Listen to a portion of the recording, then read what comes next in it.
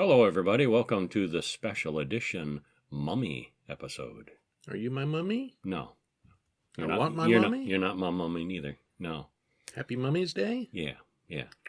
Mummy's Dance. Well, this week we're going to be covering the four Lon Chaney Jr. mummy movies from the early 1940s. So it's not a trilogy, it's a quadrilogy. Quadrilogy. Quadrilogy? Quadrilateral? What is quadruped? Quadrify? What is the... Yeah. There were four of them. Quadramummies. Yeah. First, we'll look over the original 1940 movie, The Mummy's Hand, and the 1942 follow-up, The Mummy's Tomb. Then we'll hit up on the Mummy's Curse and The Mummy's Ghost, both from 1944 in the same year. And thank goodness that did it for the Mummy movies, pretty much. Yeah. Or that series, anyway. And They made other Mummy movies and stuff, too, of course, over the years, but... I'm not sure, did they? Well, Universal? Not Universal, no. Yeah. But that finished this batch, and Universal's running, because they were getting a little bit old and stretched out by the time. Yeah. As we'll see. A little bit. Well, in 1930-something, we saw it not too many episodes ago. We watched the original Mummy with Boris Karloff. That was 1932. Okay, 1930. A while back. Look, poster behind us. Yeah. Karloff. Karloff. Mummy. So well known, they didn't even have to use his first name. Just Karloff. I think it was only his second big film after Frankenstein. Frankenstein, then this one. So, yeah, he was just a monster at this point. Didn't do much talking in the Mummy movie. Karloff. And it was a big hit. Mm-hmm. But huge. Karloff had many other things to do, and he wasn't really all that interested in coming back for the Mummy. So they're like, who else can we get? Bela Lugosi. No, he's busy too. Yeah. Lon Chaney Jr. He's not doing nothing. Yeah, he'll do it. He'll do anything. And some of these were... Well, however that conversation went, but yeah, that's what they decided. Well, The Wolfman was 1943. And the first one of these was in 1940, and the last one was 44. So I think his star didn't really rise until these were almost over. So I don't know how big of a draw he was when these started. Man of 500 Faces. Half the man his father was? Well, they say his father was a man of 1,000 faces, and Lon Chaney Jr. had a lot of faces. He had a lot of different makeups. So these four movies are all made within 4 years of 4 or 5 years of each other, and they're all sort of interrelated, and they're all sort of not quite as related as they could be. Mm-hmm. Today you get things like the MCU, where all the films are connected and interconnected and overtwining and overleafing, and they all mix and match and merge.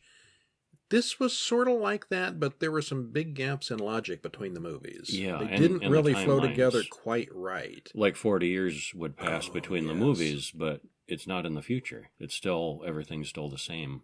Yeah. Most of these movies were like 40 years apart, but they all take place in 1942. Yeah, however that works. Yeah.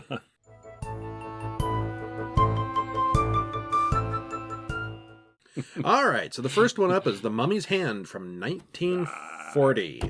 Pre-World War I, on the American side at least. That was The Mummy's Hand. Directed by Christy Cabani. Is that a man or a woman? Christy. I don't know. I'm assuming in those days it was a man. Most likely, but not. Don't know of a lot of women in the 1940s. I don't know. There were a few. It was a good old boys club back then. Yeah.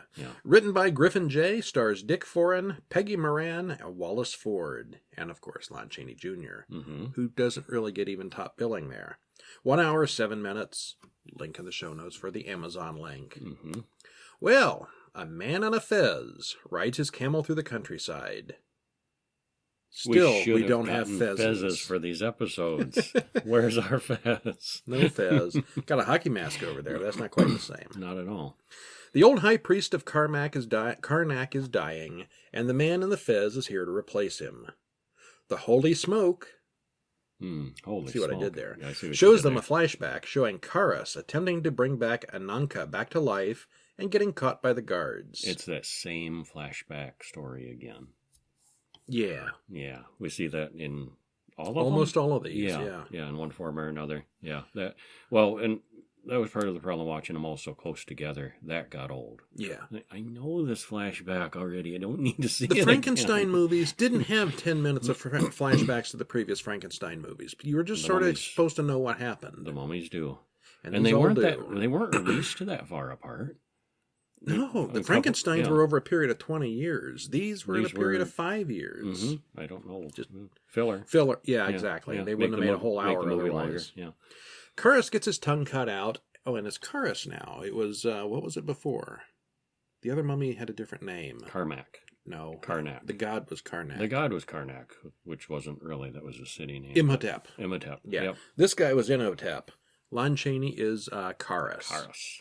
So, with him was buried a great quantity of tana leaves, and then all the slaves that witnessed the burial were killed. For over 3,000 years, Kharis has waited in a cave on the other side of the mountain, but Kharis never really died. And the plant went extinct, so it's a good thing they buried a lot of leaves with him. The old priest shows the younger one the box that contains the tana leaves. He explains the rules. 3 leaves keeps Kharis alive, but if needed, give him 9 leaves to give him strength to fight the desecrators. Never, ever, under any circumstances, should he burn more than 9 leaves, as that would be bad. And don't feed him after midnight. Yeah. The younger man swears loyalty, and the old priest dies. Great timing. Mm-hmm. Steve and Babe are in Cairo and are getting ready to return to the States. Abbott and Costello light. Yeah, this Yeah. would have been, I don't know how big Abbott and Costello were in the 40s. They were around. It Yeah. wouldn't have taken much to bump up the humor. Would have taken and nothing. Make it an Abbott and Costello movie. This movie was Yeah, right on the very edge much. of being a comedy. It's like a Mhm. comedy with a Yeah. real monster. So Yeah, it's a kind of a weird movie because of it. yeah, a little bit. And I wonder if Abbott and Costello had anything to do with this. I don't know. They weren't mentioned anywhere. Well, no, Yeah. I meant like they were going to be Oh. written for them or something. And then they decided. I don't remember "Eh, seeing anything on that. No, I don't. Well, these two guys are failed archaeologists. Steve checks and they have $84 to their name, but he risks $75 on a broken old vase. They then go to the museum and get the marks on the vase translated. And it tells the location of Ananka's tomb. Professor Endoheb says it's a fake, and the location it points to is the most dangerous place in Egypt. Don't want to go there. Yeah, he would tell them that, though. Yeah, the men leave, and Endoheb reveals that he's out to protect the tomb. He is the man in the fez. He's the head priest now. Dun dun dun. Protector of the tomb. Babe hustles cards for drinks in the bar. Unfortunately, he chooses to try his hand against Solvani, the magician who entertains at the hotel. And there's lots of sleight of hand, foolishness going on there. Mhm. Comedy relief.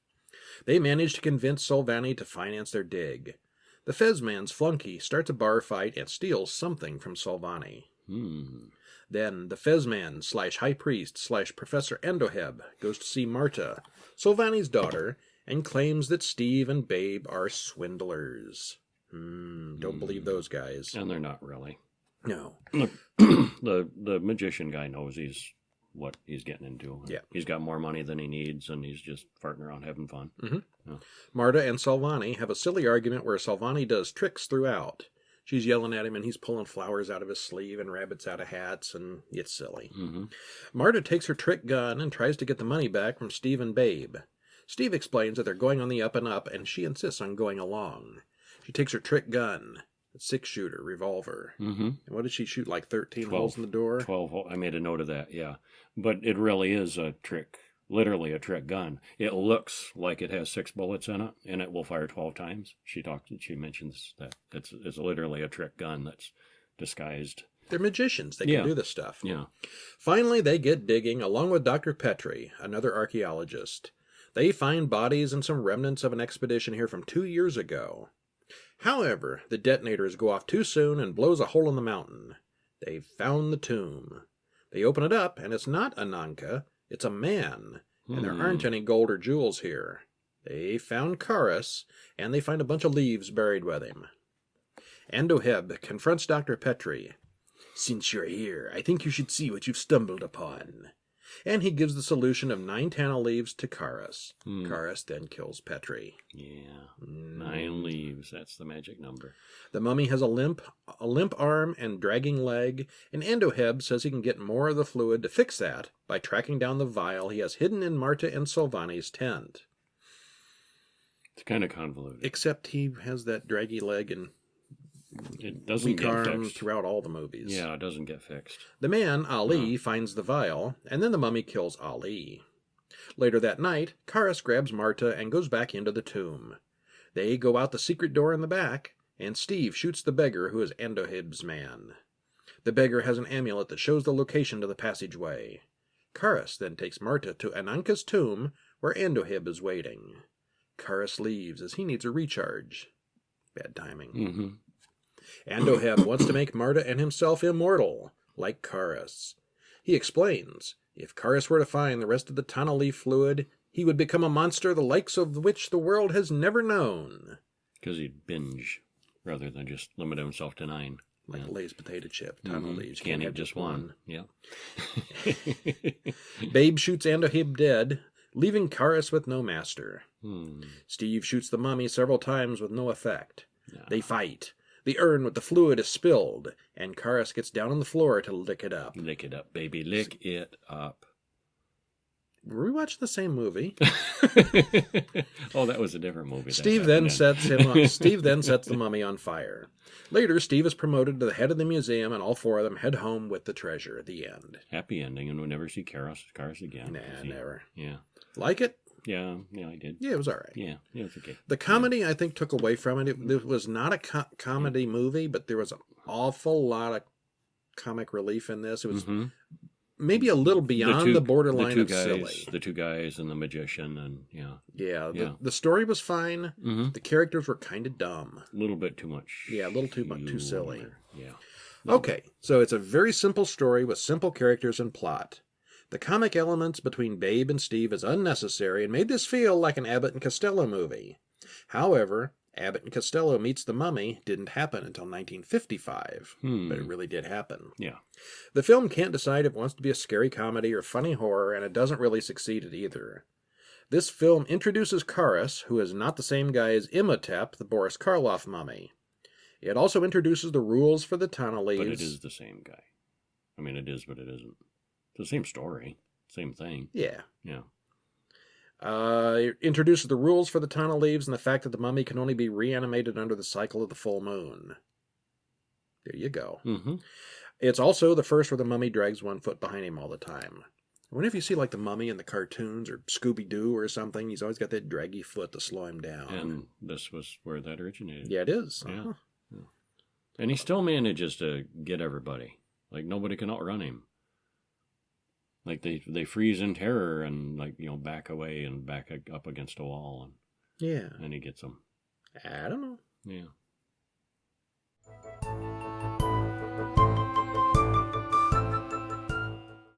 Okay. Takes us up a couple years to The Mummy's Tomb in 1942. Directed by Harold Young.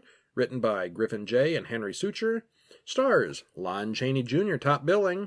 Dick Foran and John Hubbard, 1 hour and 1 minute. These are still kind of slow, even with the long flashbacks. Did you like this one? I did, but not as well. Yeah. The flashback was excessive. This one? Okay, I'm going to say right now, with the 4 movies, best, worse, or worse, or worse, they went downhill in a straight line. The 4th one is the worst. I agree. Yeah. Yeah. But this one, it's only an hour long, and they got the flashback again, which takes up a big chunk of the movie. It's like, come on, show us something new. The movie's only an hour long. I think that's the problem with it. All 4 of these movies are basically the same story with the same conclusion. They're milking. I don't think they had any new ideas. Yeah. This got old fast. And it's a little bit silly because this takes place, if you add up the years, the first one, The Mummy's Hand, was 1940, and then this is about 30 years later. So it should be 1970-ish. And yet everything is still 1940s. Yeah. All the technology, the clothes, the cars, everything. They didn't make any attempt. This one, they decided to go with mostly an entirely new cast for the most part. So instead of just, saying, the guys in the first movie died off screen or something. Stephen Banning, he's old now. Yeah. And he's flashing back and he's telling what happened all those decades ago. Yeah. But everything's still 1940 looking. 40s, Time passed, but the rest of the world isn't aware of it. Yeah. Okay, so Steve Banning from the first movie, played by Dick Foran again, explains the story of the mummy to his son John. This is a way to recap the previous movie, and there's a short flashback from the hand of the mummy. Banning has aged, and 30 years have passed, although both films sort of vaguely take place in 1942. And there is at least one World War II reference in each movie. It's a really long war.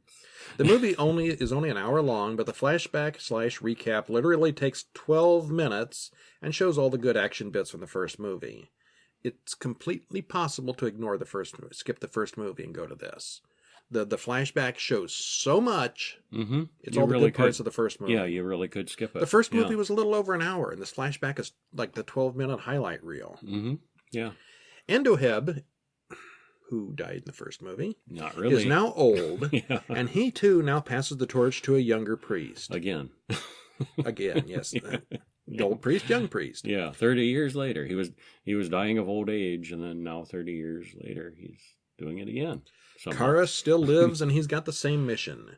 There's a new Fez man now in Egypt. Mehmet Bey travels with a large crate of relics from Egypt to America.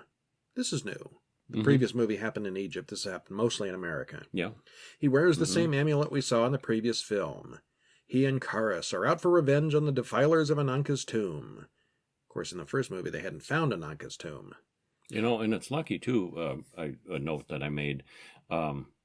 The old-timer brings in the new priest, spills everything to him all at once, and says, this is your mission now to wield this powerful mummy weapon. Oh, yes, sir. And kill, I volunteer kill with my anyone. life. Yeah, and good thing he said yes, you know. And he says, no, I don't want to. Gotta go find somebody else. Craigslist ad. Yeah.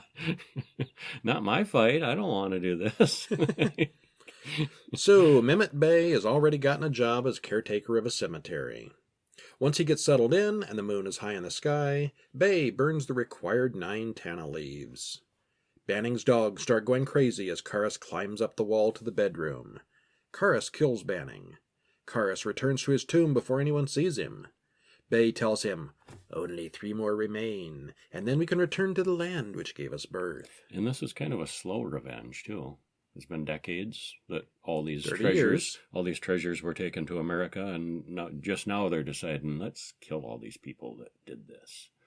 And other than the fact that Endoheb was maybe healing from his gunshot wound, it shouldn't have taken 30 years to come back. No. Kharis was good the next day still. Where, John goes through all Banning's stuff, and he can't find any enemies that would want to kill him. That night, it's time for another murder.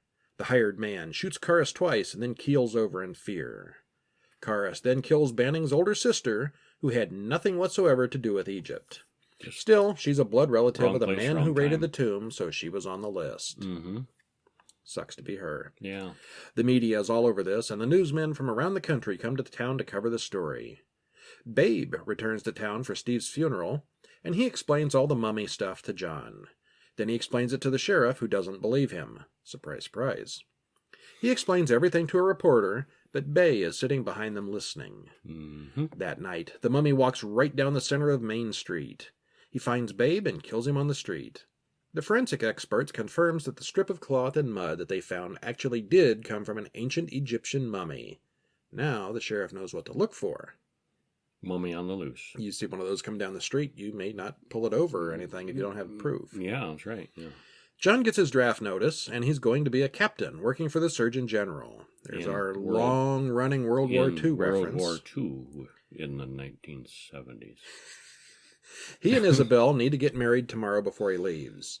Bey sends Kharis to grab Isabel. Suddenly, Bey decides he wants her for his own immortal wife. Kharis doesn't like the idea and almost kills Bey right then, but he turns and obeys. Kharis grabs the girl and heads home. One man tells the sheriff that the caretaker over at the cemetery is an Egyptian. Maybe he's behind all this. Maybe. Could that be any more racist? Hey, I know an Egyptian. There's one down the street. He must be the killer. Well, the fez gives it away. People wore fezzes that weren't killers, I think. Probably. You want to admit you admit to a crime? Wear a fez. The villagers gather in a mob with torches and head for the cemetery. Bey prepares the tana leaves for Isabel, but before he can give it to her, the villagers arrive. He has Kharis take her out back and hide while he deals with the rabble. Bey pulls a gun on John, but the sheriff shoots him. The whole gang chases Kharis down out back to the Banning house. He goes up to the balcony with Isabel in his arms, but the villagers set the house on fire. John and Isabel climb down safely, but Kharis is trapped and burns. Once again. We then see the newspaper reports. Burned, and you'll never see him again. Burned beyond gone recognition. forever. Gone forever. We then see newspaper reports that John and Isabel got married, and then they get on the train and head to Washington. All right, well, yeah. Slightly lower than the first one. Mm-hmm. They went all out bringing back actors and characters from the first movie to literally pass the torches to the next generation. This time, they've forgotten all the comedy nonsense. It's almost as if they wanted to do a reboot, but had to make this a sequel for some outside reason. Like, yeah, let's do the next generation. We screwed up the first one. Let's start again. Mm-hmm. Lon Chaney Jr. Oh, you notice how we didn't mention Lon Chaney Jr. much? Yeah. He was the mummy this time. It could just as easily have been Bob from the accounting department. I was going to make a mention of that, too. He's unrecognizable. What a waste of a star. Yeah. Unrecognizable, doesn't get any lines, and is always shot in the dark. The makeup looks kind of good, but then again, that could have been anybody inside there. Mm-hmm. Why it took 30 years for Kharis to get revenge is anyone's guess, since Andoheb explains in the beginning that getting shot wasn't that serious and that Kharis was fine too. They really jumped through a lot of hoops to bring in a new younger cast without throwing out all the previous story. It's only been 2 years. I guess they didn't really want to throw it all out and start over, but they could have. They could have. Yeah. Yeah. Yeah.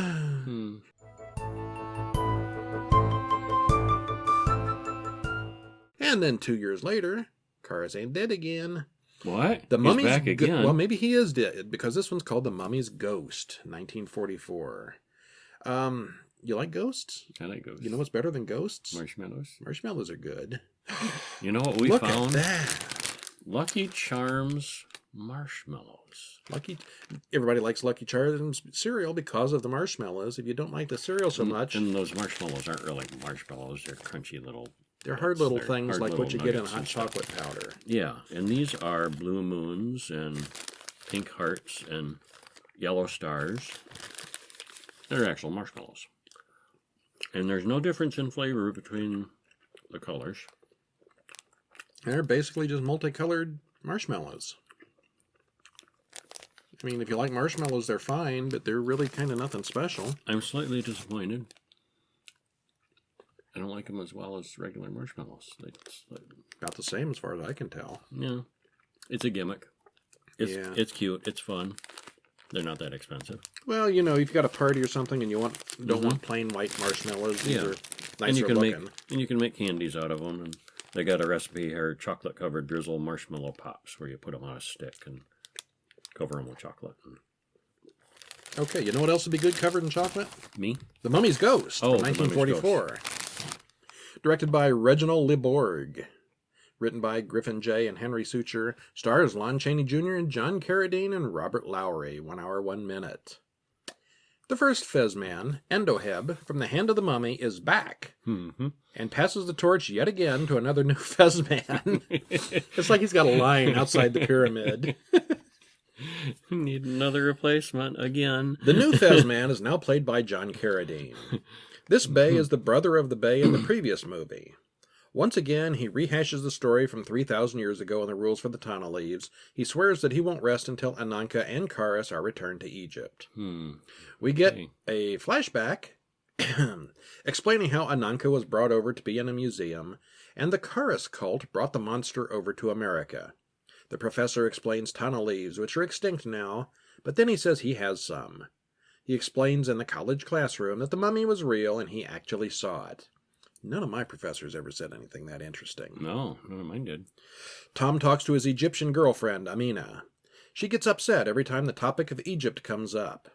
That night, the professor cooks a bunch of Tana leaves because he read the recipe on an ancient chest. The mummy comes shambling in. Amina wakes up and follows him. Kharis kills the professor and drinks the Tana leaf juice. Amina sees him and faints. The next day, the police find Amina asleep outside and question her, but she doesn't remember anything. The sheriff knows it's the mummy again, and he sets out all the townspeople to patrol the town. Looking for that mummy. Yeah. We switch locations to the Scripps Museum, where the curator explains about the Ananka exhibit. They all move on, but Bey stays behind. He hides out until the museum closes. He calls in Kharis, and when Kharis touches Ananka's body, it crumbles to dust. Bey says her soul has entered another form. Amina wakes up screaming. Huh, Could it be her soul as Amina's? Could be. The sheriff devises a plan to trap the mummy. They're going to dig a big pit and lure him in with tana leaves. Well, Kharis goes out to find Amina. Amina wakes up and meets him in the front yard. She faints again and he picks her up. Tom's dog follows them. Her mother sees this and calls Tom. She then runs to the sheriff, and all his men go off looking for them. She runs up to the sheriff, and this big pit's right in front of her, and they're like, "Stop, stop!" No. Yeah, it almost caught a cleaning lady. The dog leads Tom to Kharis and Bay atop some kind of large elevated abandoned factory. Bay confirms that Ananka has returned. Bay hears the voice of the mummy's ghost, just like Frankenstein's ghost. That's where the title came from. Telling him he should marry Ananka. Okay. Mm-hmm. The voice tells him to use the tana leaves on her and himself as well. Kharis comes in and sees all this, and of course he kills Bay. Nobody gets the girl but him. Because he's like that. Yeah. The rest of the town shows up. Kharis picks up Ananka/Amina and climbs down the ladder. As Kharis lumbers along toward the swamp, Amina begins to age rapidly, which is never explained. Kharis walks into the swamp, and the two of them both sink below the surface, never to be seen ever again. Yep, no more mummy. John Carradine is very good here. He doesn't look even remotely Egyptian, but he's creepy and looks good in the role. And this is the only movie in the series where Kharis the mummy shows any kind of emotion. Amina was a real girl who was born and had parents and everything, I assume. Still, her soul was that of Ananka, so we're supposed to be okay that she died at the end. I guess. As far as we know, the real Ananka was not evil. She was a queen. She had an affair with this guy on the side, and then she died. And then all this other stuff happened.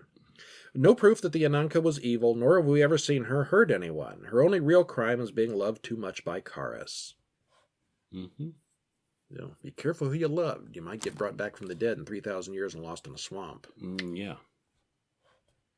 Okay. Yeah. Now, you notice all of these has a new Fez man coming to town, the mummy causing trouble, there's a girl involved that the Fez man eventually falls in love with and wants to marry for his own, and then the mummy kind of sort of turns on him at the end. Formula. Formulaic.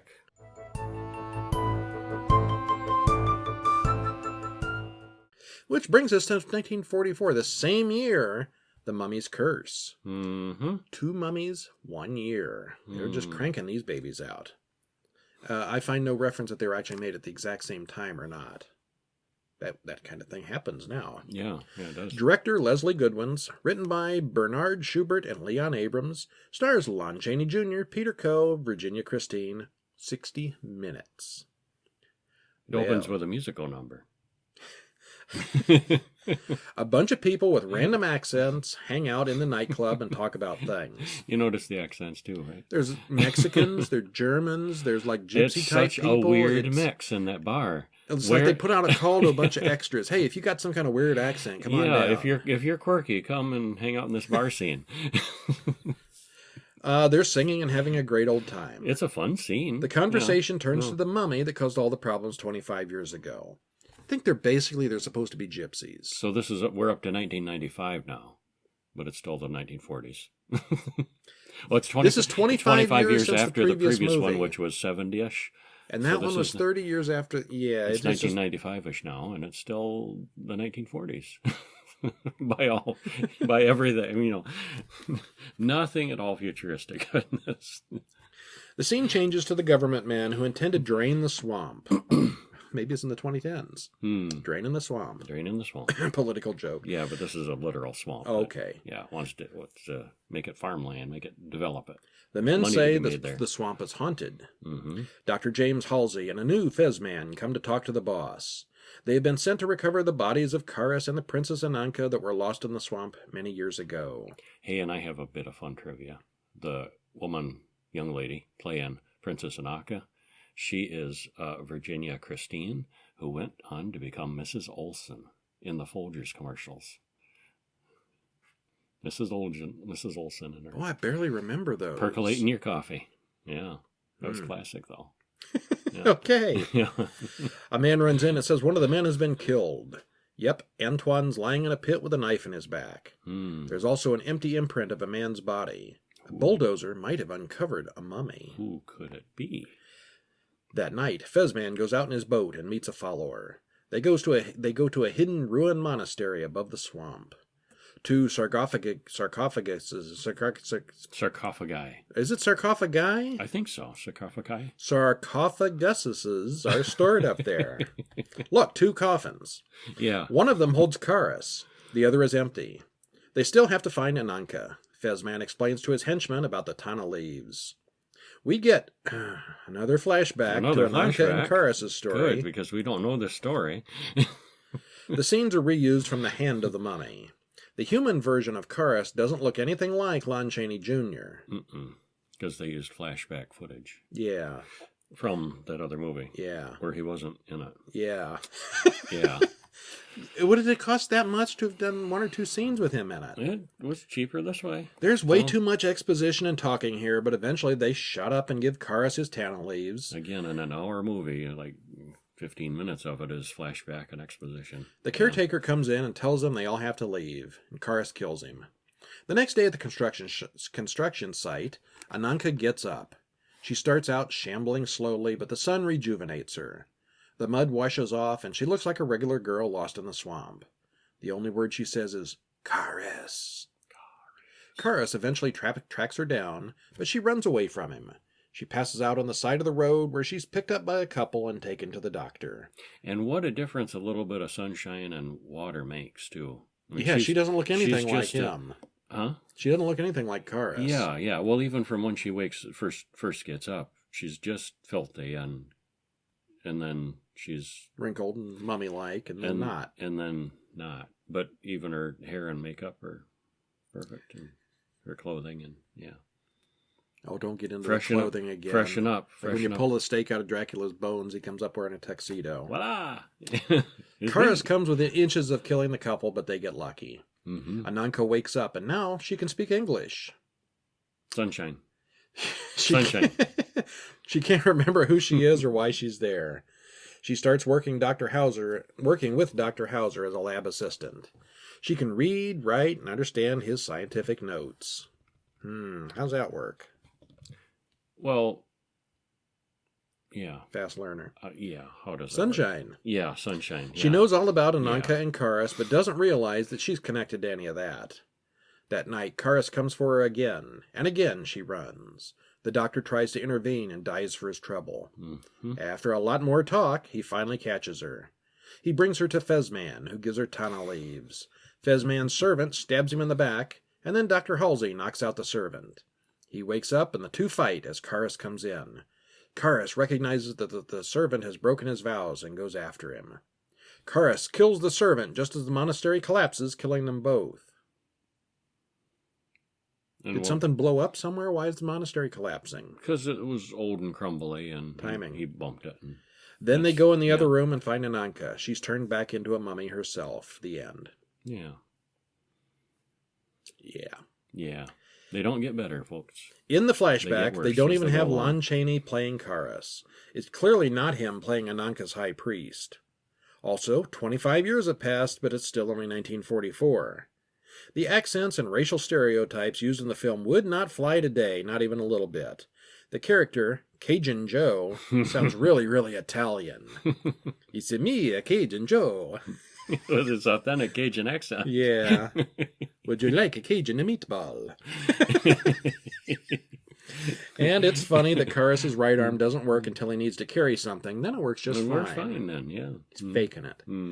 And I'm really, really glad we binged watched these, as they're all four so similar that they're all going to run together in my memory very quickly. And they sure do in mine, too, yeah. They're worth watching, but I can definitely see why people burned out on The Mummy. Yeah. Each one was just a rehash of the previous one, and as bad as the Frankenstein movies eventually became, at least they tried to do new things with it once in a while.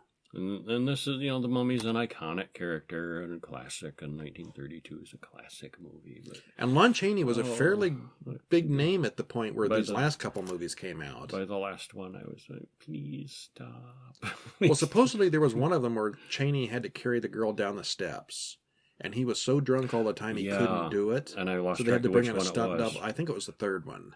And then it was even worse for the fourth. He had some issues with alcohol and he was Yeah, well known with that. Yeah, and one day on the set, he was so toasted that he couldn't carry her and walk at the same time. Yeah, and they brought in a double to do it. She's like, I don't But want him then- walking down the steps in this condition. I mean, the whole thing could have been a double. He's unrecognizable. Bob from accounting. Yeah. Yeah.